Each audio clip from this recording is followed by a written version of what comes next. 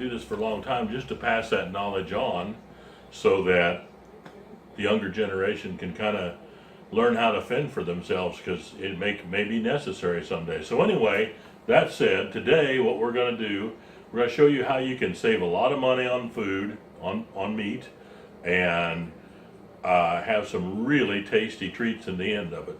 What we're going to do is we're going to show you how to take this. Can you see that okay? Oh, okay. We're going to take this nice beef roast and we're going to turn it into this shelf-stable roast beef, canned beef, that will keep for a long time. The government says a year. I know people who have eaten it after 10 years. It just depends on how well you store it and stuff. One of the main things with several main reasons for canning beef. One of them is, of course, you don't always know when you're going to have electricity. Your freezer may work, it may not. Also, unless you're packaging, double packaging, doing real well, it's going to get freezer burned in the freezer. This stuff never will. Another thing is, you can take, if you have a local grocer or a meat market and you go in there, if you ask them, they'll have beef roasts and steaks that they've had out in the cooler just maybe a couple of days, 3 or 4 days, whatever. The light shining on that beef will make it begin to turn brown. And people don't like to buy brown beef. There's not a thing wrong with it. All it does is change the color. Go into your store and ask the meat manager if they have any brown roasts or steaks that they sell you at a discount. You can get some real bargains that way. I bought some meat that was normally $4.50 a pound. I bought it for $1.98 a pound. You get home, you got 30, 40 pounds of meat, maybe you only got 10 pounds, whatever. But we're going to show you how to take care of it, how to make it last a long time. And one of the best things about this stuff is, just the other night I came home and I didn't have a lot of time, and I said, man, some vegetable soup would be good, vegetable beef soup. So I opened a can of this. I opened a can of mixed vegetables and I put a half a can of tomatoes in there and simmered it for a little while. We had some of the best beef vegetable soup you ever had in your life. So it's stews, soups, whatever. We're going to start by cutting this up, and doesn't matter if you got steaks or roast. You want to cut it in about sizes about like a walnut size, okay? Unless you got some really tough beef, in which case you might want to cut it smaller. But this here is a rump roast, or a round roast. So it's going to have, you can see there's not a lot of fat through here. The grain's running this way. You always want to interrupt that grain, because that'll give you a more tender cut. So we're going to interrupt that grain. We're going to cut this up and cube it. It's very simple. I'll probably edit some of this out so you don't have to watch the whole thing with me just cutting up meat. Then we take those. See, now you got all end grain on here, so that's going to be nice and tender. Now we can cut those in chunks.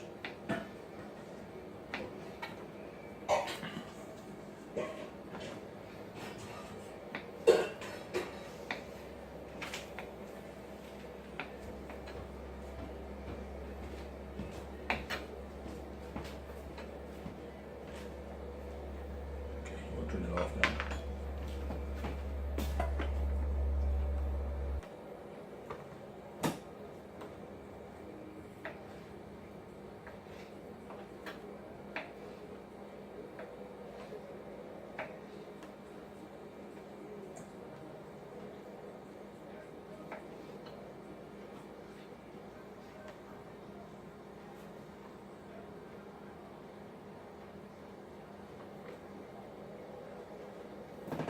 Now this little piece off the end, this little heel here, if you notice, the grain runs the other direction on it. It was laying like this with the original roast. The grain on it's running this way, or this way, up and down. So we'll turn it sideways so you can see the strands of the grain there. And we're going to cut across that grain again. So we're always cutting across the grain narrower. That makes it a whole lot easier for to get through, and it'll make it more tender. Now we're going to just keep chunking this up.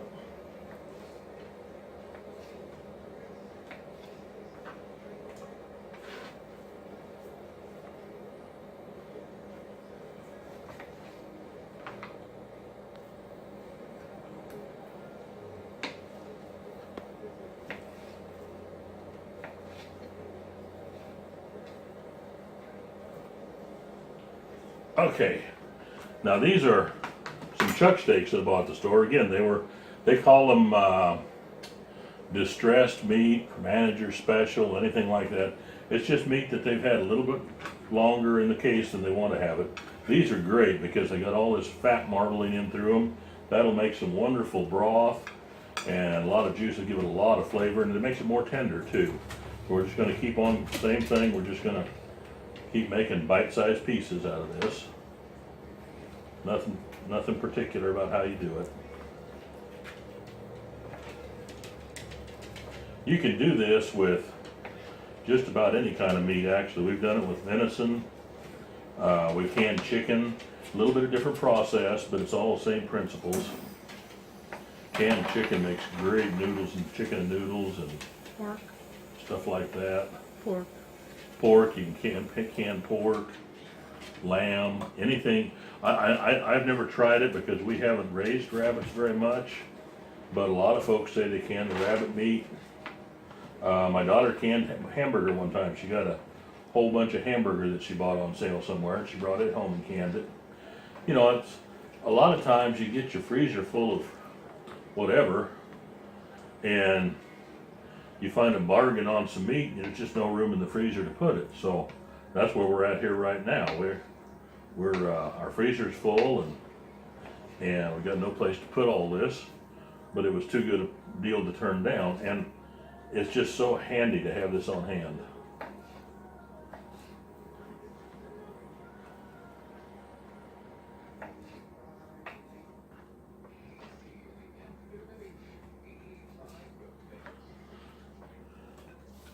It's going to be a lot more tender when we pull it out of the can, of the jar, because in order to can it, you have to pressure cook it for like 75 minutes. Is that right, Marty?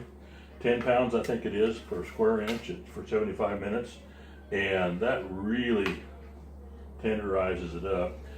You would think cooking that long and under pressure and everything, you might think that, oh, well, gosh, that'll cook everything out of the fibers and make it dry, but it's not. It's just the best stuff you ever tried.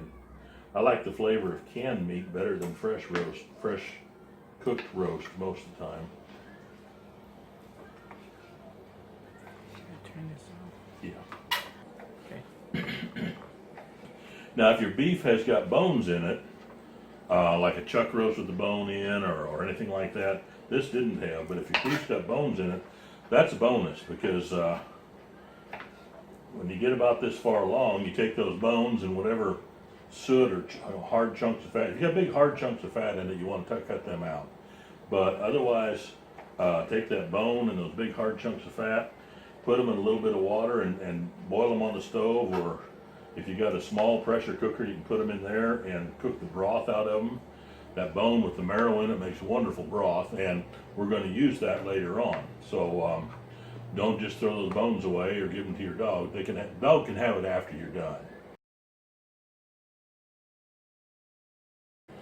Alrighty, we got our meat all cut up here. It's nice marbling on there. That's going to make some beautiful broth and stuff. Got our jars out here. We're using pints today. You can use pints or quarts, either one, or 20-ounce jars if you can find them. But anyway, we're using pints because it's just the wife and I now. The kids all have their own homes, and so we don't need as much. It doesn't really matter if you use regular mouth or wide mouth jars. Either one of them is fine. They'll keep just as well. Wide mouth is sometimes a little easier to fill, a little easier to get it out of, but it's not a big deal at all. A lot of people talk about having to sterilize your jars and all this kind of stuff. The thing is, as long as your jars are clean, the sterilization is wasted anyway, because like my wife said, the minute you touch the top of that, it's not sterile anymore. And honestly, it's going to reach temperatures in the pressure canner. It's going to reach temperatures higher than what the sanitation department,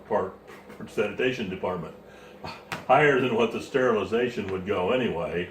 So you're going to be killing any bacteria or germs that would be there. That's the whole purpose of canning it in the first place. So we're going to take, and it's easier if you use a canning funnel. Very simple. You know, you can get these. You get the whole canning set, the jar lifter and the magnet and the air bubble thing that's not out here for some reason. This it's all like around $5 for the whole set, like Walmart or someplace like that. Take your, I'm gonna use this one first, just because it's a little easier to show you what I'm gonna do. Just take your meat and just stuff it down in there. You want to pack it down pretty good. You don't want a lot of air holes.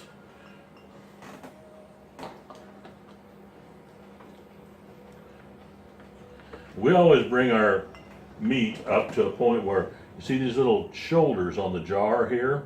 We bring our meat up to about those shoulders. Press it down nicely. And we'll go ahead and fill a couple more here while the water's heating. We're not going to use broth today because we didn't have any bones. We're going to put hot water in here instead. And you'll find that hot water, with all the flavor and all the fat and everything that's in the meat, that hot water is going to be better broth than what you can buy in a can anyway. It's just wonderful stuff. So if you don't have broth, don't worry about it. Just put some hot water in there and it'll make its own broth.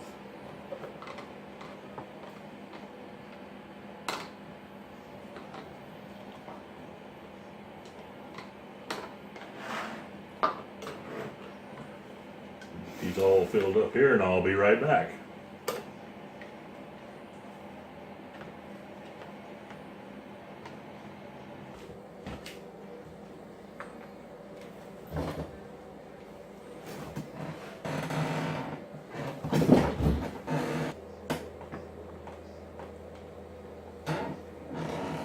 Okay, we got all those steaks and roast into these 5 pints here.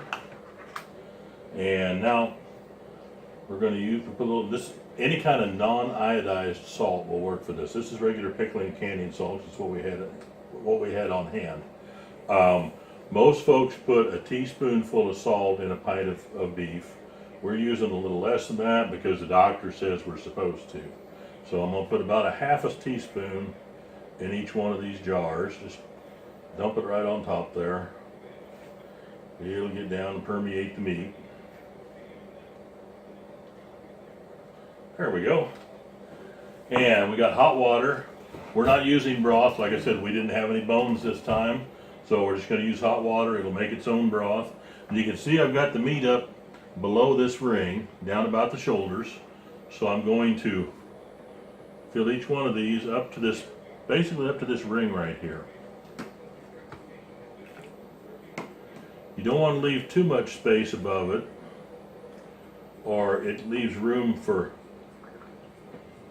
bacteria and stuff there. It can actually keep it from sealing even. But if you get it too high, it can pop the lids off. So now we're going to take, you can use a knife or anything like that. We're going to take this and run down along the sides, use it to tamp that in there, work all the air bubbles out of this. Can you see what I'm doing there? If you need to zoom in on that, Marty, go ahead. Otherwise, we'll leave it like it is. But tamp that all down in there. Make sure you got all the air bubbles out. Now you see how the liquid dropped a little bit? My main goal here at this point is to have the liquid higher than the beef. Just a little bit. I don't like to have beef sticking out. It's probably not going to hurt anything, but I've seen other people can beef and they get the meat higher than the water, and there's times when you go to take it out and it's just a brown, unappetizing color where it sticks above the water. So I try to keep it below the water. And all those bubbles worked out. By the way, I don't know if you've tried to find canned beef in the grocery store or not. You can get cans of it. They always put it way up high on the shelf where nobody looks for it. But it's almost always made and packed in Brazil or Argentina or someplace, and so that you don't know what you're getting. And it is super expensive. A jar like this will be anywhere from, $7, $8, $9 a jar or a can. And we got this for, I believe I paid $2.99 a pound for those roasted steaks. And basically a pound is making 1 pint for us. That's another thing, there's almost no shrinkage with this. You put a pound of meat into it, you're going to get about a pound of meat out of it. So it's a wonderful way to store meat. Never worry about freezer burn. Never worry about the dog unplugging the freezer or the electricity going out. We had friends one time called us up. They wanted to have a big cookout, and they called. I mean, everybody we knew from that area was there, and it's like, wow, you guys are really putting on the dog here, having this big cookout. And they said, no, that wasn't the thing. We just bought 2 hogs, had them butchered, and they were all in the freezer. And while we were gone over the weekend, the dogs got to wrestling around and unplugged the freezer. So we're just trying to salvage all the pork we can. Well, see, if they'd have known about this, they could have just canned it all. So never have to worry about that kind of thing going on. And you know, all these people out there doing the prepper thing and all that, hey, this is basic to prepping. No self-respecting prepper would not have canned meat on his pantry shelf. Does that? Okay, I don't know if I mentioned or not, the water that I put in here was hot. I just had this boiling a little while ago before I brought it over here. It doesn't have to actually be boiling, but you want hot water. And we got the salt in there, we got all the bubbles out of it, we got it filled up to our headspace properly. So now the next thing we're going to do is we got this pan of boiling water. We just got about, maybe a ½ inch to an inch of boiling water in the bottom of this pan. Vinegar. And we're going to use that to pre-treat these can lids. You see these little rubber around the inside of the lids here. Put them in that water is going to soften them up so that that'll stick down better. So we're going to just drop all of them in there one at a time to get plenty of water on them. And no, I'm not going to reach in there to get them back out. This is part of that canning kit we talked about. Your vinegar. Is got this little magnet on it. So when time comes, you just pick that rascal up and there you go. And I'll let them sit there for a minute. If you don't want it to come up, you might want to use the other end. Now, next thing I'm going to do, while those are sitting there and getting preconditioned, I'm going to take, and because this meat has fat in it, it's fatty, and so a lot of times if I've dribbled any around here, I could wipe that off. I might still not get the fat off of it, and that might interfere with the sealing of the jar. So I got just plain old white distilled vinegar here. I'm going to roll this paper towel, or wad this paper towel up a little bit, and I'm just going to wipe down the top of all these jars. Get any fat off of them, any little bit of dirt that might be missing. By the way, that's something else too I forgot to mention. Always, always, always inspect your jars before you fill them. Make sure there's not any little tiny cracks or any chips or anything around it, because those chips will keep that lid from sealing. And then you're going to have to either eat that jar right away, which would be a terrible thing to have to do, or you're liable to lose it. So, now we got them cleaned off. We got our lids here. Do you want to put them in now, Marty, or do we want to take them over there first? Go ahead. Put them in here? Okay. Okay. Just pop our little lids on there.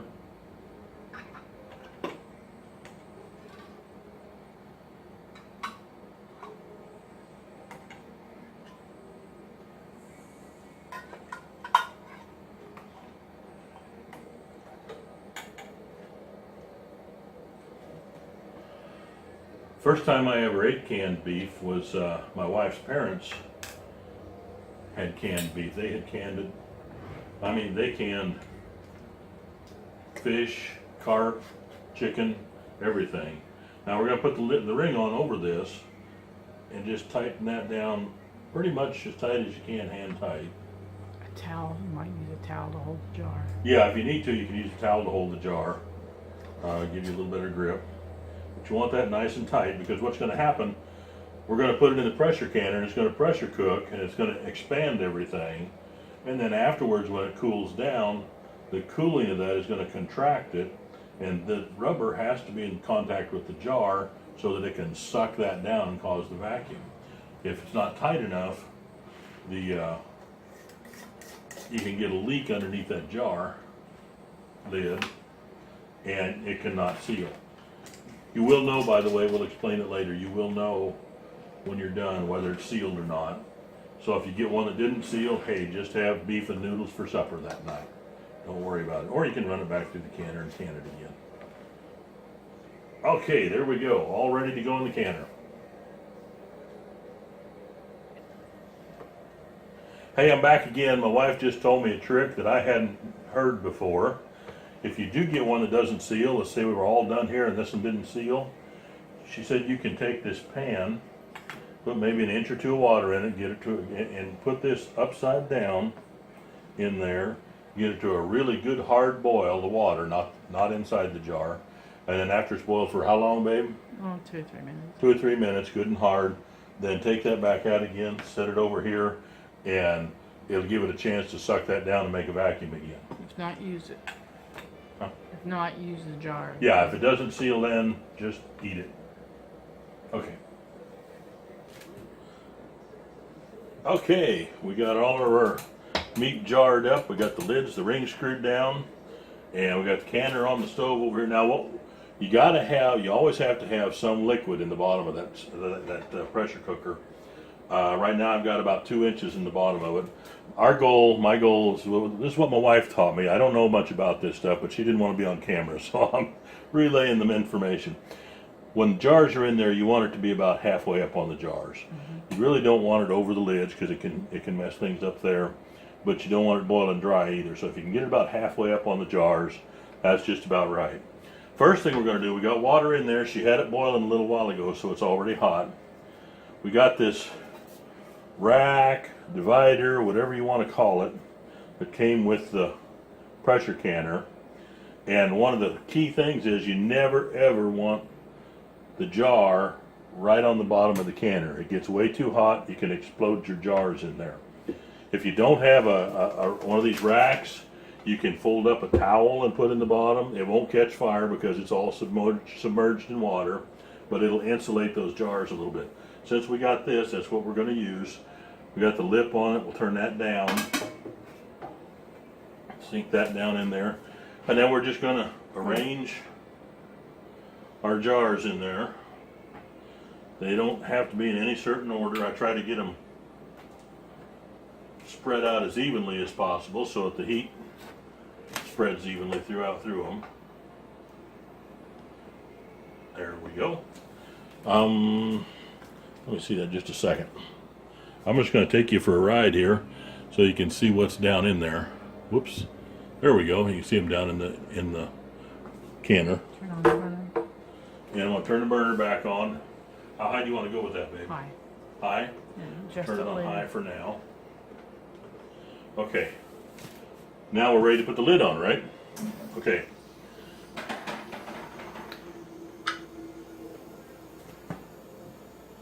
Okay. Now you want it, every pressure cooker is different. This one will only go, the lid will only go on one way. And sometimes we struggle to find out if we have it the right way or not. But there, it looks like it's down. Oh, I didn't know. Okay. And it has to go down, and then it has to go about 1/8 of a turn, and it locks. Some of them do that. Some of them have tabs that come up and screw down. However yours fastens down, doesn't matter. There's different kinds. Just do what yours does. If you haven't done any canning before, read the manual on your pressure canner really carefully before you start. You can't. There have been accidents in the past. People have done stuff just usually because think they're too familiar with the thing. They get bored. They lose concentration. They do something dumb.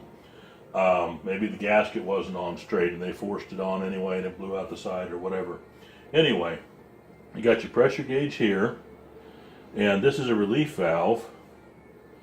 Now, does this have different settings, or is it just, okay. This relief valve has to go on this. This is where the steam comes out if you didn't have that on there. You won't build any pressure unless you've got this on. Yeah. So we need to put that on there, make sure it's moving free. And then we just let it heat up until the pressure comes up to 10 pounds. We're going to be back in a little bit and see what happens next.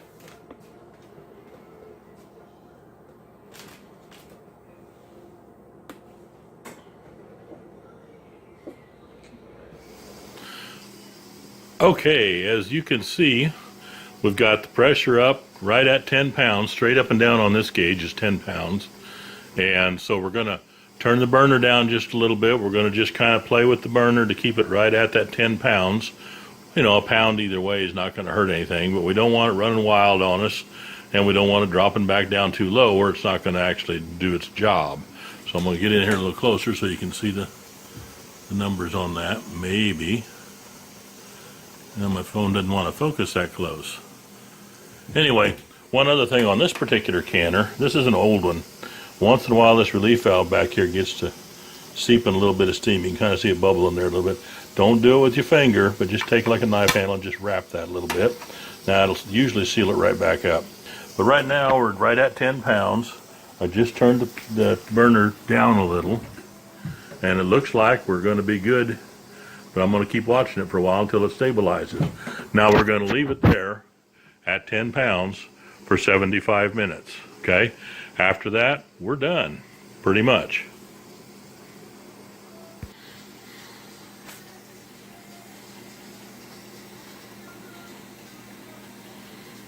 Okay, I was in the other room for a few minutes, and as you can see, my pressure gauge creeped up about 12 pounds.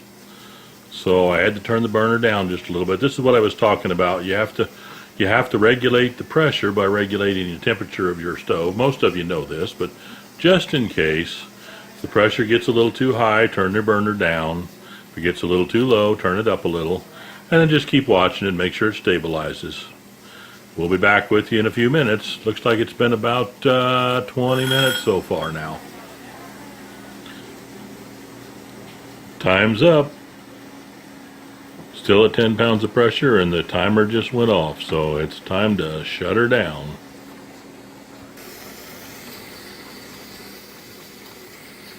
Okay, we're just going to turn the burner off and walk away and let everything sit there. Don't try to mess with any controls. Don't try to release any steam. Just let it sit and cool off until the pressure goes down completely. If we wanted to, we could slide the canner off of the burner, but I'm not even going to do that. I'm just going to let it sit there and cool down and let the pressure drop, and then we'll come back and finish up.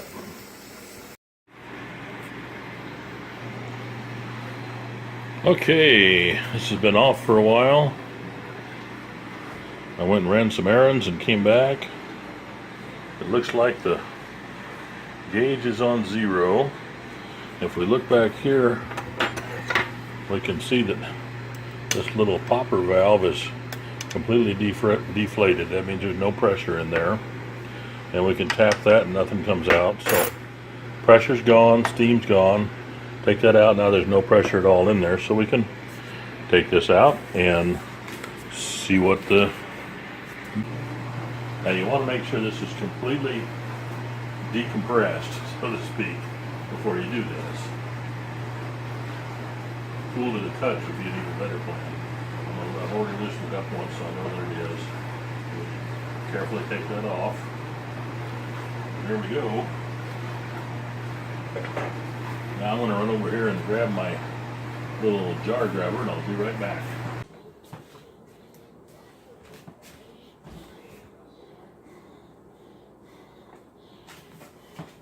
Okay, that's what this little rascal's for here. Hold that jar. These are really hot still. Pull it out, set it down carefully right over there. You can see the still bubbling inside. Yummy, yummy. Leave a little air space around them so they can cool.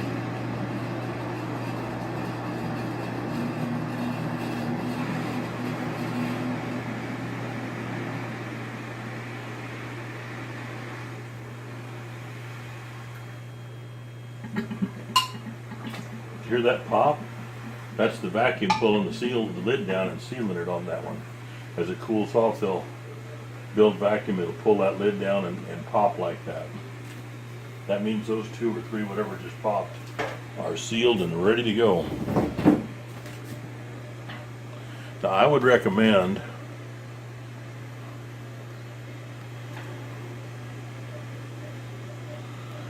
at this point, after those completely cool off and they've all popped and they're nice and cool. You can take these outer rings off and use them again on another jar. But if you're going to stack them close together on a shelf or stack them in a box or something like that, I like to keep the rings on them just so they don't bump against each other and knock the lids loose.